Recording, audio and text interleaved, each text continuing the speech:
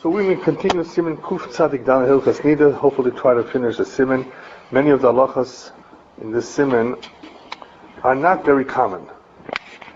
So I think we can go through them pretty quickly. So Tzadik what? Kuf Tzadik Dalet. Kuf Tzadik Dalet, okay. Here we're introduced somewhat to a different kind of tumor, the tumor of Lidah, of birth. And of course, with birth, there could be a boy, there could be a girl. Or both. Twins. And there's some interesting halachas that follow as a result. Especially during the time that we had a Beis HaMikdash, there was a korban, there was different kinds of korbanos, there was different amounts of time that one needed to wait, there was something called dam torah, the clean blood. Today things are a little bit different. I mean, there used to be 5 types of blood, right? 5 types of pure blood, dam torah, and 5 types of... we're not really following those particular details of the past. Not only are we not very familiar with the various differences in blood and so forth, we're also more machmir for other reasons. We have the Shiva Nekiyim that we're machmir as it is. So we are going to see these chumras come up again now in the remaining portion of the Siman. But from what we've covered so far, we've seen that some of these halachas apply to a yoledet, but also to a mapelet. A mapelet is a woman who has a miscarriage. And in a miscarriage, as long as it's beyond 40 days, because before 40 days we said we don't have to be concerned with a velad, with the fetus, nothing has really been formed. But she still has niddah. I mean, we did cover the principle that ptichas hakever is usually associated with dam. It was if the womb opened up, it's dilated a certain amount, then there could have been dam.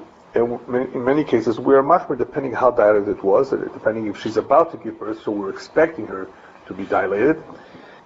And so beyond 40 days, it could be an issue. The issue is that it's no longer only tumas niddah, it could be tumas leida. And sometimes, if we don't know whether it's a boy or girl, we have to be machmir misafek that it could have been, or it may be, a nekeva. Yeah, you go ahead. Yeah. But now, what we're going to see is some very unusual situations, and these do happen. You occasionally see them in the news. Is that a woman has a miscarriage of a fetus or a form that does not look human. It looks more like an animal, looks like a fish, looks like a bird, looks like something that you can't even describe.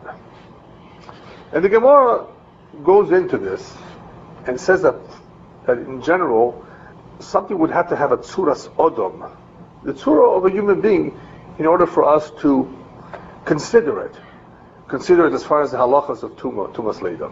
However, today the Rishonim write that we're not bekim in tzuros, we're not experts, we're not familiar with the various shapes or forms of vladois, of fetuses, and therefore we are metame pretty much any tzura, any form and shape that comes out.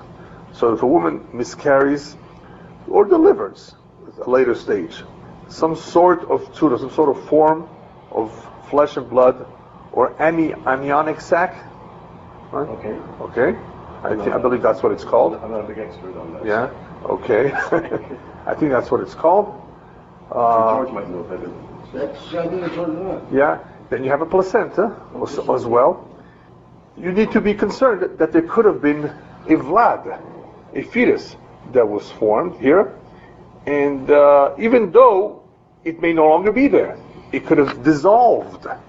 All you see is fluids. Still, there can be tumor here. So that some of these halachas, as I said, are not going to be too common. So I think we can go through them a little bit quickly. You have as follows. You have in Siv Gimel a amapeles bemin kemin behema chaya ve'oifo kemin dogim v'chagovim v'shkotzim v'remosim v'chol tzuras vlad. So a woman who miscarries a form that resembles some sort of animal or bird or fish or locust or all kinds of crawling creatures, any form of a vlad, of a fetus, or shfir or shilya. The shfir is that bag in which there can be flesh and bones. It's from a membrane. And that's the bag that contains or can contain the bones and the flesh and so forth of the fetus being formed. Then you have Oshilia. Shilia is the placenta, and that's the outer cover of the fetus. So if she is mapelet, if she miscarries any of these, or chaticha, or even a piece of flesh, shekar'ua, and that they cut open, v'yesh ba'etzim, they saw that it has some sort of bone. Since today we're not really experts in the various forms that can come out from a woman, chosheshet levlad, she needs to be concerned that there could have been here a fetus that was being formed. And if the 7 clean days that she waits ordinarily for any tumas niddah, if they were completed within the 14 days that one would wait for a girl, if she therefore immersed in the mikveh prior to the night of the 15th, also lo tavila. The tavila does not count because she needed to wait the full 14 days, just in case this was an akeva.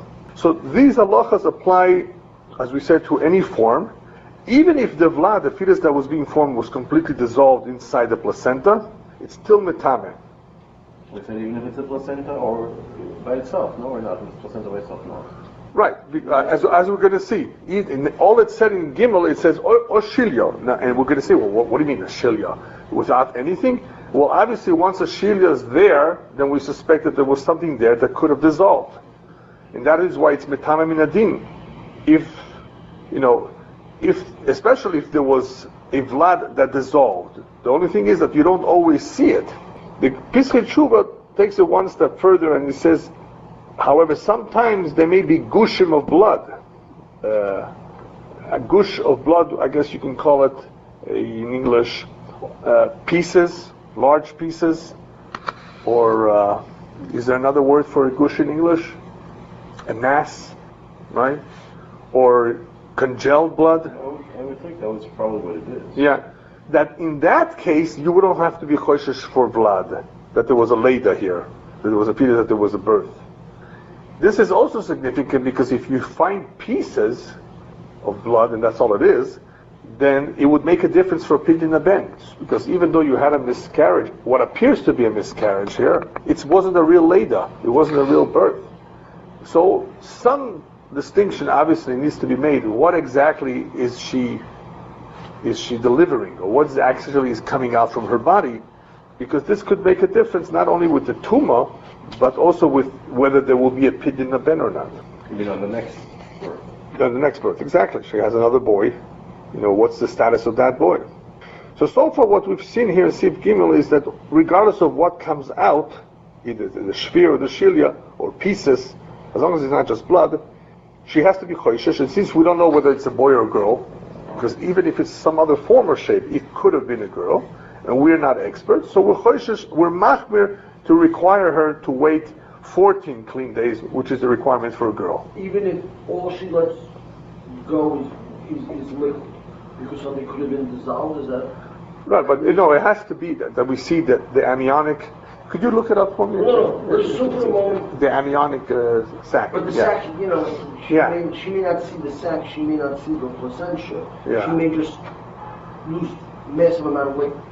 No, I mean we have to determine what it is. We definitely have to determine, because later on we'll see what if she thinks she had something but she doesn't know what it is. I mean we'll see that. Okay. Yeah, all of this could make a difference. So here all we know is that we're going to be machmer. The chumrah means that we suppose or assume or suspect that it could have been a nekeva, and the requirement for that is 14 days, after which she goes to the mikvah. Okay, so we should read the seif first inside, and then I'll explain it. So seif Dalet reads as follows: Yoldo Vlad Chais. Let's say she gave birth to a live birth.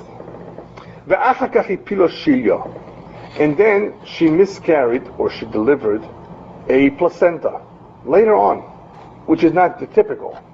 Eina chosheshes levlad acher. She doesn't have to suspect that this shilya is from another vlad, another baby. And she can assume that this shilya is coming a little bit late, but it belongs to the vlad that you already gave birth. As long as it's at kof gimel yom, until 23 days, which is really 24 days if you count the days so she saw the shilya. Well, what's the problem here? They should be coming out close together. But sometimes, if it's a live birth, a normal birth, it could be that the vlad pushed himself through, and the shilya was left behind. So technically, yes, the shilya can come out later, but this is only possible in a vlad chai, in a real live birth. Had this been a miscarriage, the Forshim explained, they would come out together. In other words, if it's not a live birth, if the fetus is dead, then, as it's called in the halachic terms, the vlad is eino shel kayomo. If it's not alive, then we don't toilet that the shilya is the same. It could actually be belonging to someone else, to another fetus, because a vlad that's not shel kayomo does not push itself to come out and leave behind the shilya. It doesn't have such a strength to do that. It's dead. So the fact that if in fact it does come out and another shilya comes out afterwards, it could belong to another baby that was there. So here, but in this case, Yod of Vlad Chai, it could be that it came out first, and therefore, Eino Chosheshes LeVlad Acher Ela Toile Oiso BeVlad Sheyoldo Kvar. As long as it's till 23 days, if she was late, if the shilya came after the fact, within 23 days, it's okay. She's not going to say, "Oh, this is another birth. Must have been another baby, and now she has to start all over." No, it belongs to the other one, to the one that came out alive. But the Chabad says, if it was a nefel, and it was a miscarriage, then we don't associate the shilya that came later, that it belongs to this nefel, to this miscarried fetus. And then you have to be machmer and give this shilya its own yemei tumah, days of tumah of a nekeva. Also, neither is it possible usually for the shilya to come out earlier, and that's what the next sif is all about.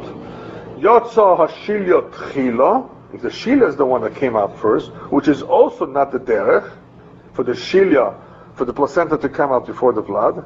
Therefore, ein toilin oiso bevlad shetelet achar kach. We're not going to say, well, this belongs to the fetuses that's going to come out later. Afilu ben kayoma, even if he's a live birth, because that's not the normal thing for it, of how things happen. Chosheshes leshilya that came out first, liten lo yemei tumah shel nekeva. You have to be machmer and give that shilya the days of tumah of a nekeva, because we don't know what it is, and assume that from that point on she was already tmeya. It was already a leida. Because from a regular live birth, the shilya is not going to come out first. For the baby to come out first, that could happen, and he left behind the shilya. All right, he broke through it. But for the shilya to come out first, that's not normal. So it could be that it does belong to some other vlad, and we have to be machmer misafik and give her the tumah of nekeva. So the 14 days by a shilya that we're giving, because we don't know if it was a girl or not. Right. Is that actually a Yoraisa for 14 days? No, it's a chumrah. We're machmer. Yeah, but the 14 days are the Yoraisa. Sure. 14 days are the Yoraisa for a girl. Right. Yeah, there was no girl. We don't know. There was just a suffix. Maybe there might have been a girl. Yeah, but we don't know. The Yoraisa l'chumra, is that Yeah. the Yoraisa l'chumra, Yeah. or is it a rabbinical decree altogether? Yeah, no. It's a shilya. It's not a person. Right. There was no birth of a girl. Right. Whatever wasn't born, Yeah, but when it wasn't born, may have become a girl. Right. I don't even know is the gender already established that early during the development process of the embryo? Sure. I mean, at 40 days or whatever. Right. Yeah. Exactly.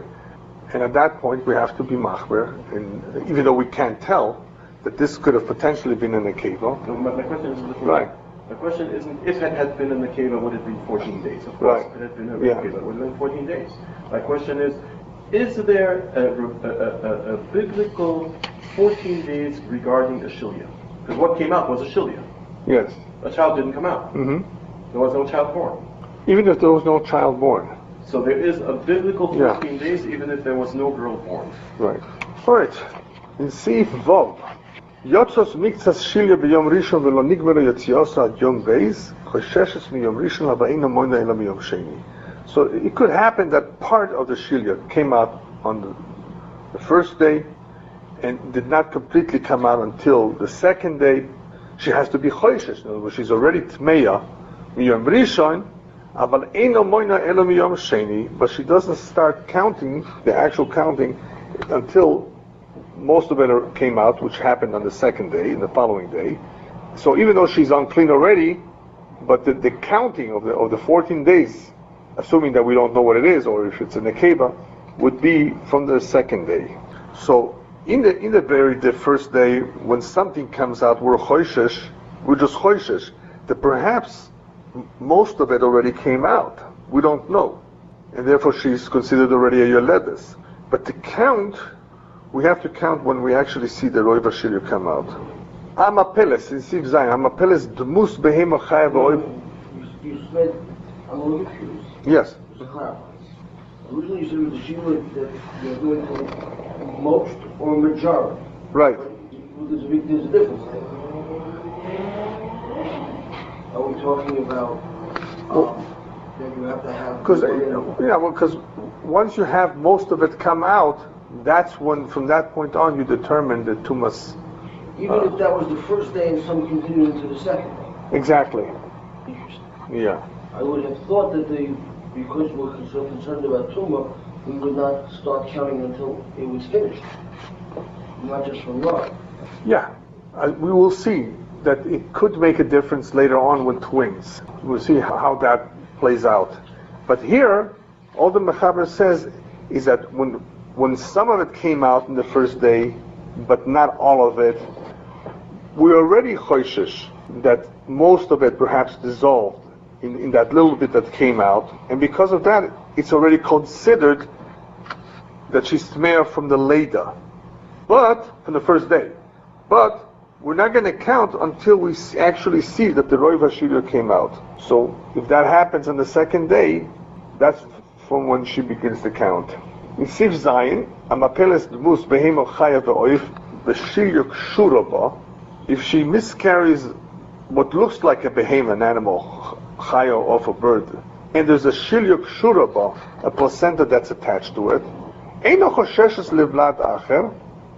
She doesn't have to be concerned that, you know what, maybe there is another fetus there, or there was, because of what she sees.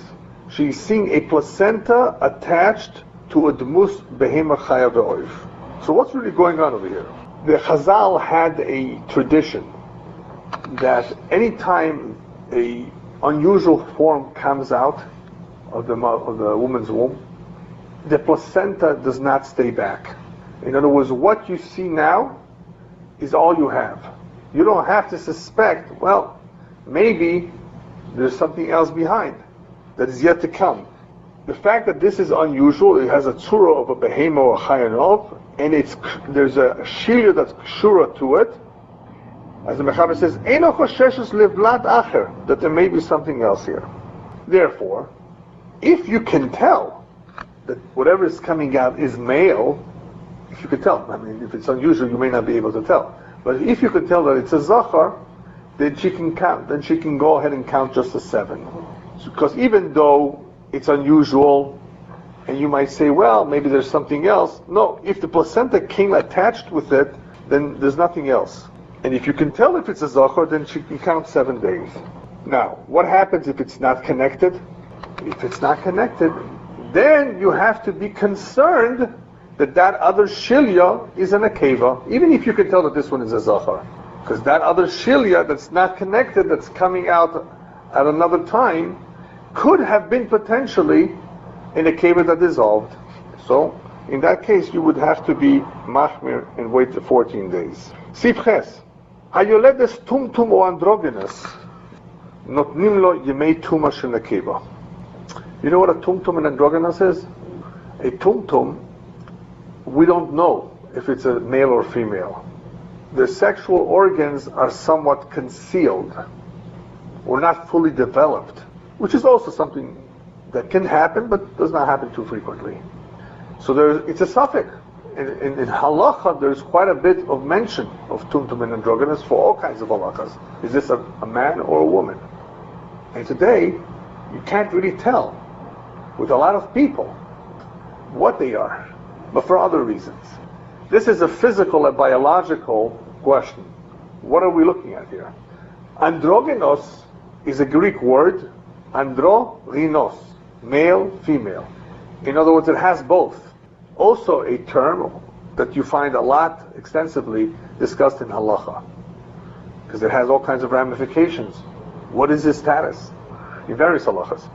So if a woman gives birth to a tumtum or to androgynous, notnim la yemei tuma shel nekeva. So this is simple. We don't know what it is. There's a suffix as to what we're looking at. So we're machmi and we give her the days of tumas leda of a nekeva. By the way, this is also true even if there was a male boy, and there was a male child born along with this tumtum and androgynous. You may think that perhaps since there is a boy, then this other fetus is also male. No, we don't know that for sure, 100%. Therefore, even if there is a boy born along with a tumtum or androgynous, you still give her the tumas leda of a nekeva. All right, sif tes. Hirgisho sheipilo. Let's say she felt that she miscarried. She just felt it, she knew something came out. She doesn't know what it was. She can't figure it out, she can't check it out. Even if she didn't know she was pregnant, we give her the tumah of Leda, of birth, and we're choshesh that it could have been a girl, so she's tmeya for 14 days. So somehow, she would have to have, obviously, the symptoms of a real miscarriage. It's not a make-believe. It's the real thing, that she's feeling everything happening. It's just somehow she didn't see what was going on, what happened. So we're machmir with that too. Okay, now in Sif Yud comes something that's a little bit more complicated. In Sif Yud we have a situation where nechta chavlad b'maya v'yotza ever.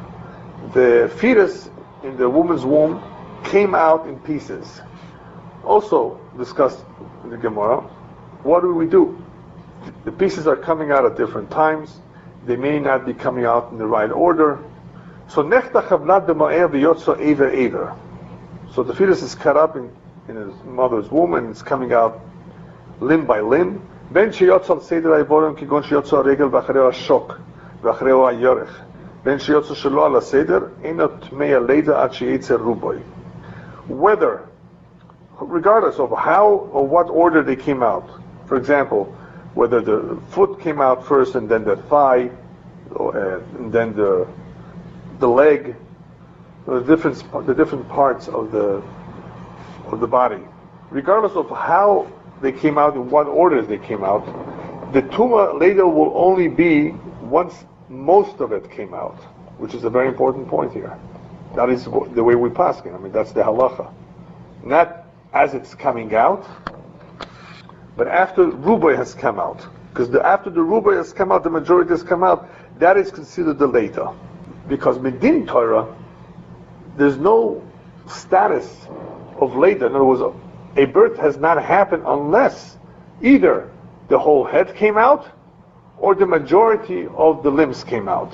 As we will soon see, it's only midirabanan that she's tmeya tumas leda, even if only one limb came out. Now, she's going to be tmeya's niddah midoraisa, even without anything coming out, because the womb opened up, like the ptichas kever. But what's interesting here is that for it to be a tumas leda, either the head had to have come out or the majority of the fetus. This is going to be very interesting because it's and important to determine when we make a bris. We'll talk about it soon. Especially if he's born Friday, right after Shkia, which presents a problem. The only time you make a bris on Shabbos is if the baby is really born on Shabbos. So we'll come back to that in a moment. So in a regular birth, if the baby came out with the head first, which is the usual way that comes out, we hold that as soon as his forehead came out, that's called a leda. If he came out feet first, I think they call that in English a breached birth. I have no idea. I'm no expert on births, women, whatever. Yeah. Okay. Right, George? Yeah. Yes. If it came out feet first, it's only considered a Niddah once most of him has come out, even though the head has not come out yet. Now, when we're talking about the forehead, do we need all the forehead or most of the forehead? The Shach says most of the forehead would be sufficient. You don't need the whole thing. So others hold you need the whole forehead. All right. But that's going to make a difference. How he's coming out, was head first or feet first. However, there's another important machlokes here, and that is when the baby is coming out of the mother's womb, that we say that if the head came out, that's called a Niddah, that's called a birth. Does it have to be out of the womb completely? Is that what Chazal meant when they said Yotzo mea prosdor, into the world? Or is it from within her body, inside the womb, into the vagina? Right? In other words, because that could also be called the prosdor. Where is the baby all along as he's developing? In the womb, in the uterus area. Correct? So he will be coming down. So when they said he came out, did they mean he came out outside, or was it sufficient that he just came out from where he was, and he's slowly but surely progressing and coming out into the world, but did not come out yet? That could make a difference. So that we need to see that. So that's a machlokes haposkim. When she becomes tmeya. Well, so what would be the nafkamina? This is what I just said. The nafkamina, the difference would be if the doctor said that the baby was born right after sundown, on Friday, whether we can make the bris on Shabbos or not, because it could be that the roish, the head, already came out from earlier. Depends what you call out. And so if it was very, very close to sunset, and it was right after, the Shevet HaLevi brings down that we have to be machmer. It could very possibly be that the head was already out. And this is a question again, whether you can make the bris on the Shabbos or not. Babies that are born on the borderline, you may have to push them off to Sunday. You can't do it on Friday because it may be early in case he was born on Shabbos. You can't do it on Shabbos if he was not born on Shabbos because you're being machal Shabbos. Only a baby that was really born on Shabbos can you make the bris on Shabbos. By the way, that's natural birth, not a C-section. A C-section being performed on Shabbos is not a natural birth. So when you do the bris? Sunday, if possible, yeah. But even though Shabbos is the 8th day, that's only if it's a natural birth. So here, I'm going to perhaps let's continue reading it inside. So regardless of what order the evorim, the limbs came out, she's not tmeya Niddah ad sheyitzeh ruboy, until most of it comes out. But in Yotzo roisho kulo, if the head came out, all of the head, ke'echad is one piece, areze keruboy, it's like most of the body came out. So you see, the Machaber here is telling us that the head coming out in itself is considered like most of the baby came out. However, this is cut up. For a cut up, pieces cut up, you need the whole head. What's interesting is that the Mechaber holds that if the baby is not cut up, but he's Baruch Hashem complete, healthy, hopefully alive, healthy, if it wasn't cut up, and it came out normal, it's sufficient as long as his forehead came out, it's already considered like he was born, even though it was cut up later. And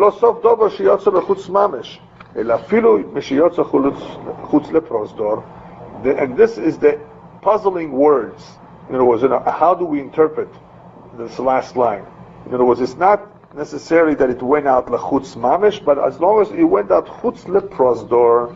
So what does that prosdor mean? Does it mean le'avir ha'olam, outside to the world, or is it into the vaginal area? But we see a difference in the Mechaber between cut up versus intact. Cut up, you need the whole head to come out. Having come out a whole head, that's considered most of the baby came out. But if the baby is coming out normal, intact, it's enough for the padachtoi, for the forehead to come out, for it to be considered a Niddah. She has 2 months later from that moment, and the baby has been born. And this is significant also for another reason. What if the baby goes back inside? Don't you recall that from the Torah? With Peretz and Zorach, the children of of Tamar, where one pushes himself out first, then goes back in, and the midwife puts a little string on his hand. He came out first, even though he decided to go back in. Right? So that's what we see in the next seif.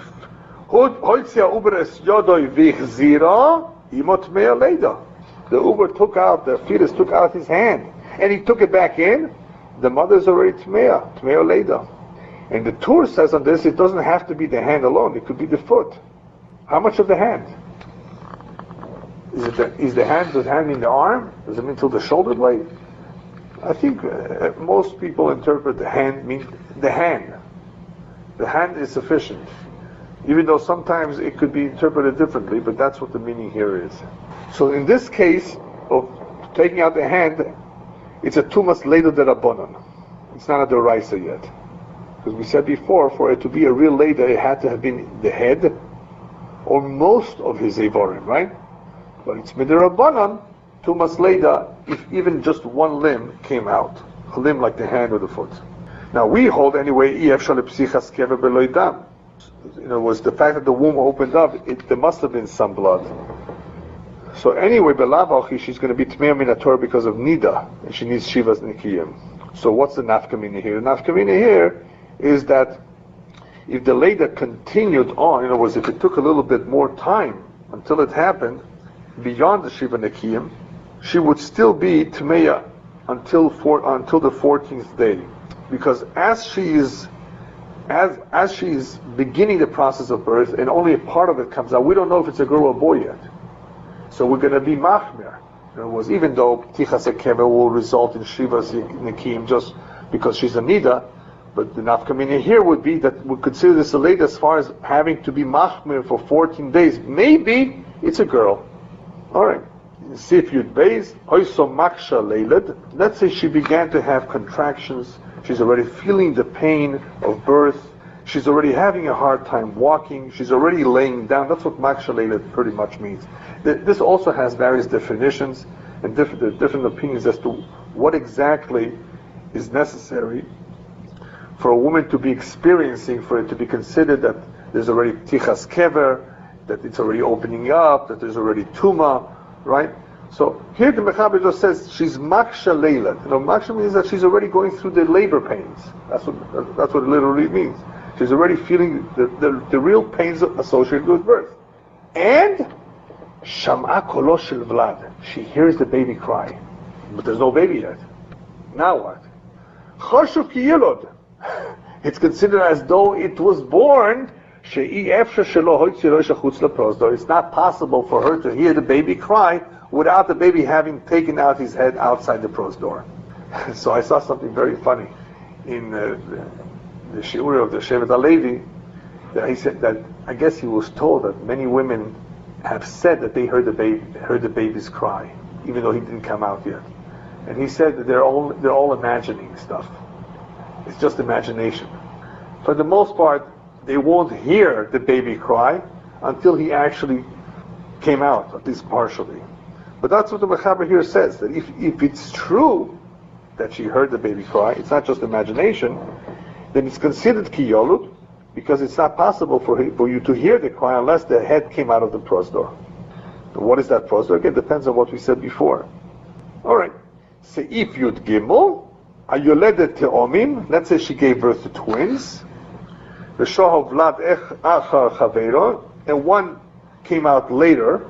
Let's say, for example, the Mechaber says, Kikona Echot Koidem Shkiyas Achamo Ve'acher Achar Shkiyas Achamo. One was born before sunset, and the other one was born after sunset. Mishayotza Rishon Tmeya Leida, as soon as the first one came out, she's already Tmeya Leida. She has a tumor of a woman giving birth. But the counting of the days is going to be after the second one. Remember, we talked about it before. Here there's a continuation, but it's not so much a continuation. It's an additional birth. That's the difference. So because there's an additional birth, you're going to count it after the second one. She's already counted when the second one comes out. So right, but it's going to make a difference. It's going to make a difference. How is he adding to her too much?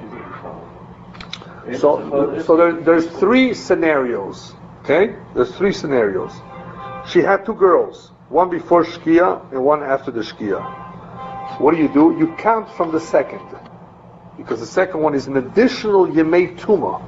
It's bringing on additional Yemei Tuma, so you have to count from the second one.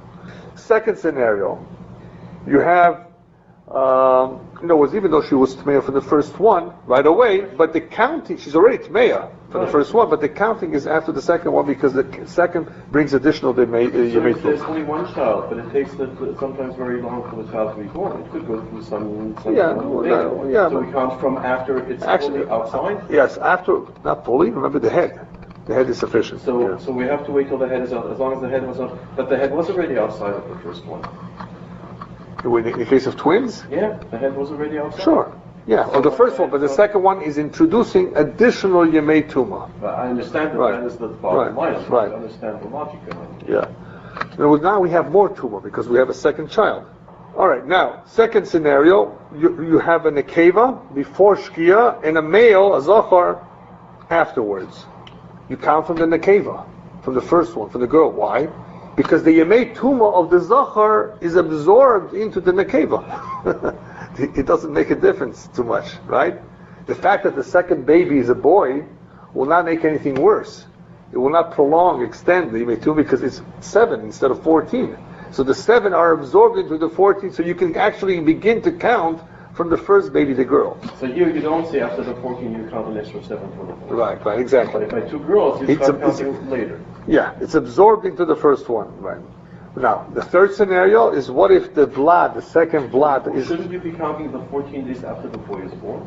No, you can start, that's the Chiddush, you can start counting from the girl, because the boy's 7 are absorbed into, it's not later on, that many days later on, it's right away, it's the following day after the Shkia.